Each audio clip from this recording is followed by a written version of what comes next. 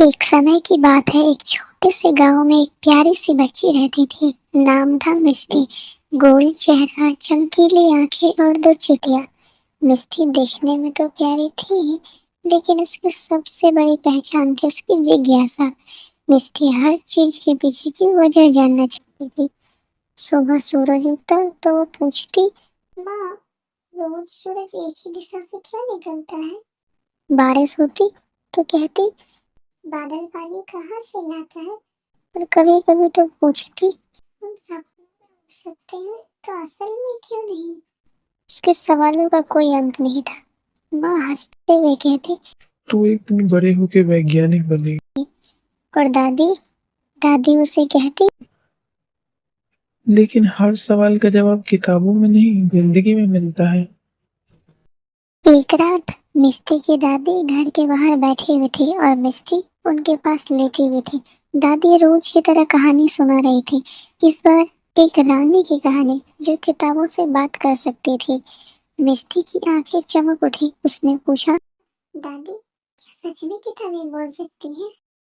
دادی مسکرائی، ہاں مسٹی، جب کوئی دل سے کتابوں کو پڑھتا ہے تو وہ ان سے باتیں کرنے لگتی ہے، پر اس کے لیے پہلے کتابوں سے دوستی کرنی پڑتی ہے۔ اگلے دن مسٹی نے ٹھان لیا کہ اب وہ روز کتاب پڑھے گی۔ وہ گاؤں کی چھوٹی سی لائبریری میں پہنچی۔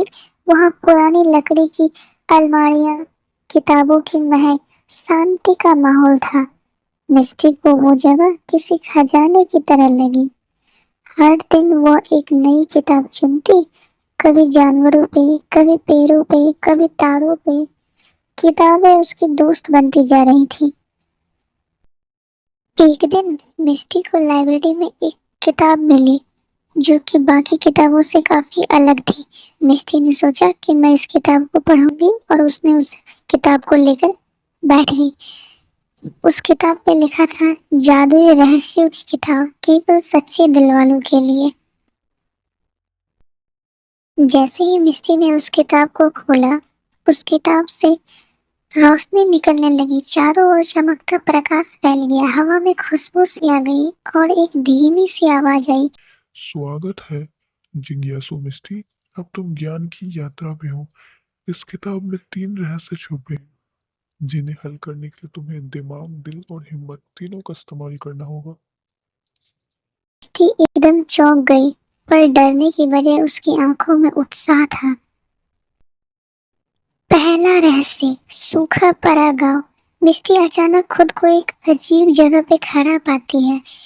یہاں ایک گاؤں ہے، پر بہت اداس۔ وہاں کے پیڑ سوکھے ہیں، تالاب خالی ہے۔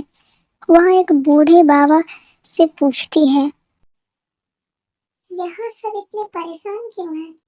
بابا بولے، یہاں کئی سالوں میں بارش نہیں ہوئی اور اب پانی کی بوند بھی نہیں بچی۔ ہم نے سب کوشش کر لی، لیکن اب امید بھی چھوڑ دی ہے۔ مسٹی چپ چاپ پورے گاؤں کو دیکھتی ہے، پیڑ پودوں کو دیکھتی ہے اور اپنے من میں سوچتی ہے۔ تبھی اسے کتاب میں پڑھی ہوئی ایک بات یاد آتی ہے، اور وہ من ہی من اس منتر کو بولنے لگتی ہے۔ اچانک سے پورا گاؤں ہرا بھرا ہو جاتا ہے۔ گاؤں والے جھوم اٹھتے ہیں، سب کہتے ہیں، اس چھوٹی سی بچی نے وہ کر دکھایا جو ہم بڑے اتنے سمے سے نہیں کر پائے، اور سب مسٹی کا دھنیہ واد کرتے ہیں اور پورا گاؤں والے خوش ہو جاتے ہیں۔ دوسرا رہسیہ، جھگڑتے جانور۔ اب مسٹی ایک جنگل میں پہنچتی ہے۔ وہاں باغ، تیندوا، لومڑی تینوں بحث کر رہے تھے کہ وہ سب سے طاقتور ہے۔ مسٹی ان سے پوچھتی ہے، تم سب تو الگ الگ طاقتوں کے مالک ہو، کیوں نہیں مل کے جنگل کو سندر بناتے ہو؟ پر جانور ان کی بات نہیں سنتے ہیں اور وہ آپس میں جھگڑ رہے ہوتے ہیں۔ تو مسٹی ان سے کہتی ہے، تم سب طاقتور ہو، لیکن تم آپس میں لڑنے کے بجائے اگر ساتھ مل کے اپنی طاقت کا استعمال کرو گے تو تم اپنے دشمنوں کو ہرا پاؤ گے۔ کچھ سمے بعد جانوروں کو یہ بات سمجھ میں آ جاتی ہے، اور پھر وہ مسٹی کا دھنیہ واد کرتے ہیں اور سب خوشی خوشی رہنے لگتے ہیں۔ تیسرا اور انتم رہسیہ۔ اب کتاب دھیرے دھیرے بند ہونے لگتی ہے۔ آخری پنے پر سنہرے اکشروں میں لکھا ہے، اصلی جادو تمہارے اندر ہے، تمہاری جگیاسا، تمہاری سمجھ اور تمہاری دوسروں کی مدد کرنے کی اچھا۔